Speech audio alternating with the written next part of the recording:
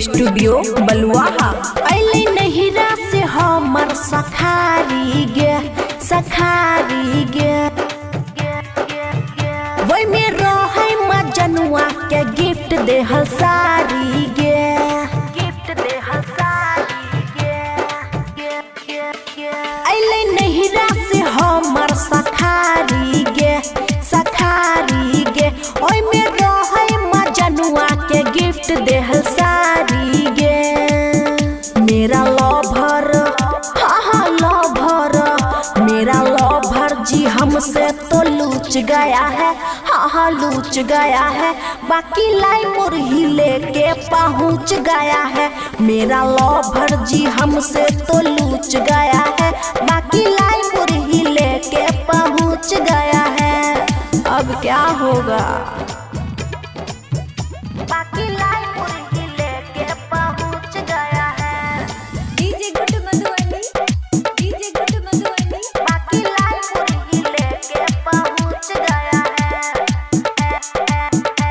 खुशी recording studio बलुआहा। गाड़ी दूरा पर लगैल कही गे, देखी के मुँह फूलल कही गे।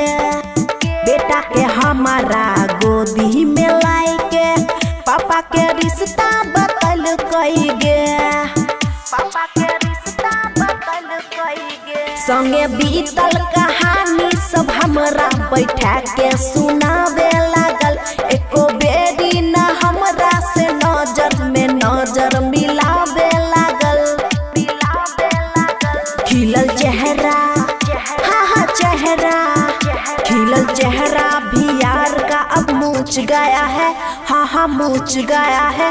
बाकी लाई मुरही लेके पहुँच गया है। खिलल चेहरा भी यार का अब मूछ गया है, बाकी लाई मुरही लेके पहुँच गया है। समझे? बाकी लाई मुरही लेके पहुँच गया है। डीजे गुड्डू मधुबनी, डीजे गुड्डू बाकी मधुबनी। लाई मुरही लेके पहुँच गया है। खुशी रिकॉर्डिंग स्टूडियो बलुआहा।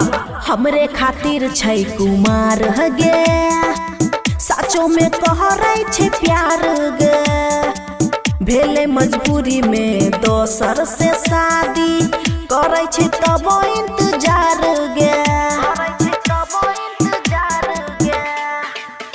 अब कानै छे हमरा ले सुने उ बहुते बेचारा गे। दिल टूटल छे माने ने बात कहे मिलबो दोबारा गे। मेरा रोशन हाँ रोशन, मेरा रोशन दीवाना तो लूच गया है, हाँ लूच गया है। बाकी लाई मुरही लेके पहुँच गया है। मेरा रोशन दीवाना जी लूच गया है, हाँ लूच गया है। बाकी लाई मुरही लेके पहुँच गया है। खुशी रिकॉर्डिंग स्टूडियो बलुआहा।